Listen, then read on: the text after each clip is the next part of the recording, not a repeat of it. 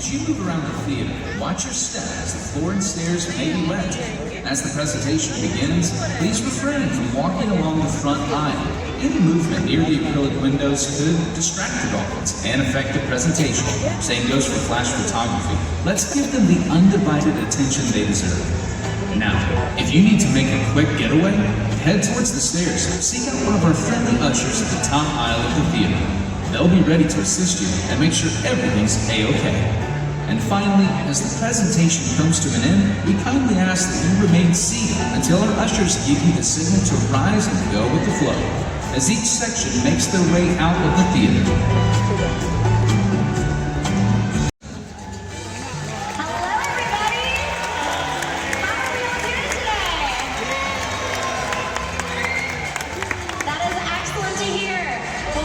To Dolphins in Depth. My name is Carly, and as one of the trainers here at Georgia Aquarium, I have the unique opportunity of being able to work with our dolphins on a daily basis here.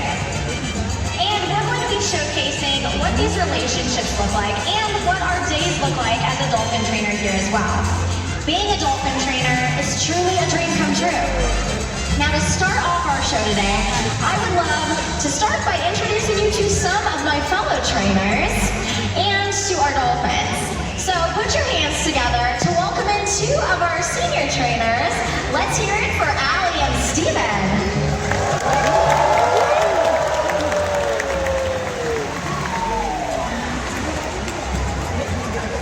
And joining us on stage, we also have Joanne and Sarah. Let's hear it for our trainers starting off our show today. Now that you've been introduced to some of our trainers, we're going to introduce you to our true stars of the show, our family of bottlenose dolphins. First up, focus your attention over to the left-hand side. Sliding out for you today is Bermudiana.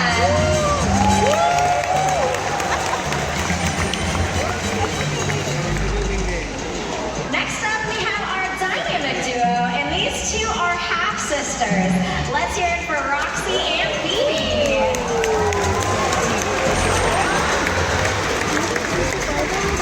Last but certainly not least, she's our smallest dolphin here at the aquarium, but she's going to be soaring into the spotlight. This is Bukanala.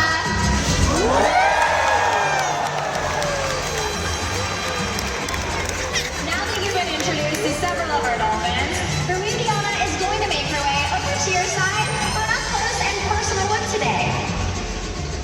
Now all of the dolphins that we have here are known as bottlenose dolphins. They get this name from the very distinctive shape to their nose and their head. But did you know? Dolphins don't actually have noses, or even a sense of smell. Instead, this front area of their face is actually known as their rostrum. At birth, a dolphin's rostrum will have several hair-like whiskers on it. These hairs, which eventually fall out, are one of the 5 characteristics that classify dolphins as mammals, just like you and me. All mammals give live birth and nurse their young. Mammals are also warm-blooded, so dolphins maintain an average body temperature of 97.9 degrees Fahrenheit, which is very similar to that of our own. Now, the 5th and final characteristic that classifies dolphins as mammals is actually going to be breathing air. But we already talked about how dolphins don't have noses, right? So instead, they breathe air through their blowhole located right on top of their head. Not only is this where they breathe from though, this is also where all of their vocalizations are produced as well. And they can make a wide variety of different clicks and whistles. When they do so, they sound a little something like this.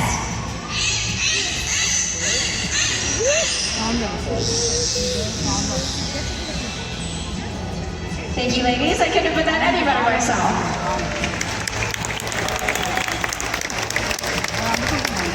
Now our dolphins' tails are also made up of 2 separate fins that we call flukes.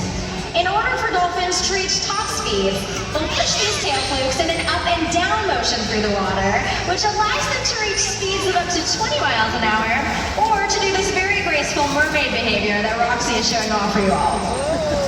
In order to do this means that our dolphins must have incredibly powerful peduncle muscles. But what are their peduncles? That is section of the dolphin that's located behind their dorsal fin and just before their tail flukes. And this is where they get all of their strength. Not only does this allow them to be swift and powerful swimmers, but also to get up to 20 feet out of the water. Let's hear it for our dolphins for starting off our show today.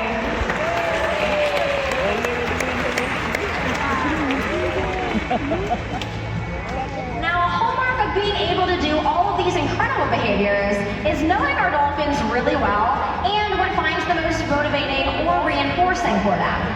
So, different types of reinforcers that we can offer our dolphins are actually going to fall under different categories. One of these categories is known as primary reinforcement. Now, this is anything that dolphins naturally find reinforcing. So, for dolphins, different types of fish is an excellent example of this. Secondary reinforcers, on the other hand, are going to be things that animals learn to find reinforcing throughout their lifetime. Now, this can be a wide variety of different things. It can be belly rubs and back rubs from their trainers that they've built these strong relationships with. This can be doing some of their very favorite behaviors or doing some exercise high energy behaviors. This can also be playing with some of their very favorite toys.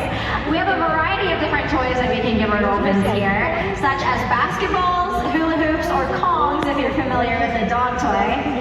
And we also have our trainers that have built these strong relationships with our dolphins that are able to enter their environment with them and develop these relationships on an even closer, more personal level. So we have 3 new dolphins that just joined us out front here, Luna, Coquina, and Lily, and we're going to have several of our trainers enter the water with them and demonstrate what these relationships look like. So you all can sit back, relax, and watch this incredibly fun session begin.